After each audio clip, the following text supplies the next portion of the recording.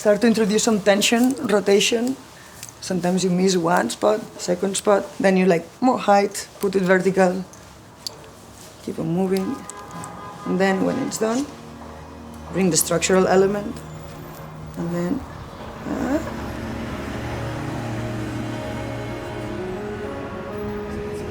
I'm a girl who grew up in the rice fields in a delta in the south of Catalonia, and someone who immediately understood the power of design. I have been practicing as an architect making buildings with bricks. I've been directing an institution that has been producing exhibitions, competitions, and projects around the world. For the last 10 years, I have been teaching students to try to figure out not only what architecture has been, but what architecture could be. When people ask me, what do you do? I always say, I ask questions. My best asset is not to answer them, but to bring back a better question. What are the things that we really care about? What is that drives us? What is that we ultimately care?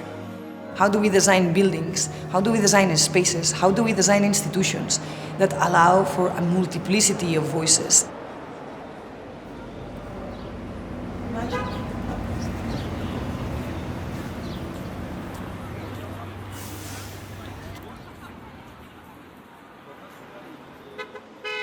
What I like to do always is to walk through the streets and not necessarily learn through the histories that have been written, but observe the buildings and try to figure out what are the lessons that we can learn.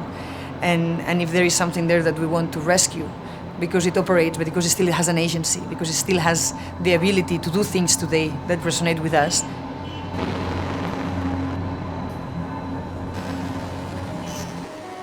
We have produced a world that has been based mostly around business models.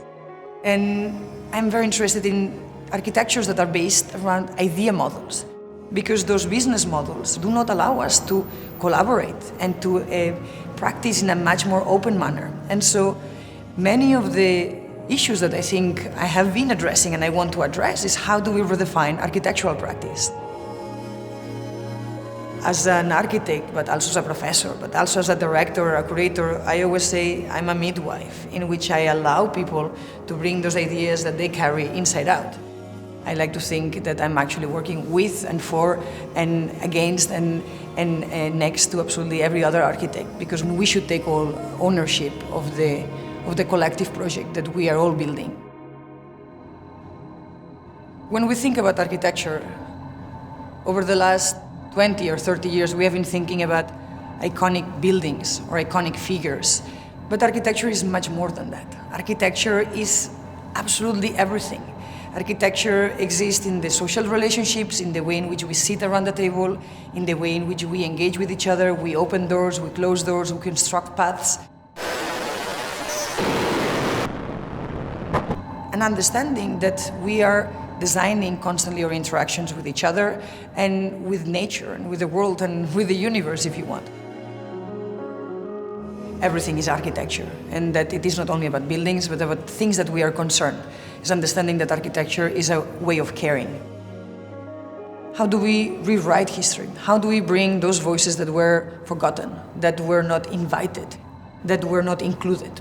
And how, through the rewriting of that history and the power of architecture and the power of criticism, to understand the way in which we produce relationships, but also we solidify them, right? History solidifies relationships. Architecture solidifies structures of power. And so how do we change them? How do we realize them? How do we write them? How do we unwrite them?